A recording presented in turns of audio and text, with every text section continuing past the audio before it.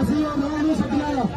ਜੀਤ ਨੇ ਆਪਣੀ ਸੌਖੇ ਆਰਾਮ ਦੀ ਜ਼ਿੰਦਗੀ ਤਿਆਗ ਕੇ ਕਿਸਾਨੀ ਸੰਘਰਸ਼ ਸ਼ੁਰੂ ਕੀਤਾ। ਸ਼ੰਭੂ ਬਾਰਡਰ ਦੇ ਉੱਤੇ ਸਭ ਤੋਂ ਪਹਿਲਾਂ ਕਿਸਾਨੀ ਸੰਘਰਸ਼ ਸ਼ੁਰੂ ਕੀਤਾ ਸੀ, ਜਿਹੜਾ ਰਾਜਿਆਂ ਲਾਲਾ ਜਿਹਾ ਲੁੱਟਣ ਪਟਣਾ ਫਿਰ ਦਿੱਲੀ ਗਏ। ਉਹਦੇ 'ਚ ਬਹੁਤ ਸਾਰੇ ਗੁਣ ਸੀ, ਤਾਂ ਉਹਦਾ ਜਿਹੜਾ ਜਾਨ ਦਾ ਸਦਮਾ ਅਸੀਂ ਸਹਾਰ ਨਹੀਂ ਸਕਦੇ। ਸਾਡੇ ਖਾਲਿਸਤਾਨੀ ਸੰਘਰਸ਼ ਦੇ ਯੋਧੇ ਜਿਨ੍ਹਾਂ ਦੇ ਵਿੱਚ ਸਤਿਕਾਰਯੋਗ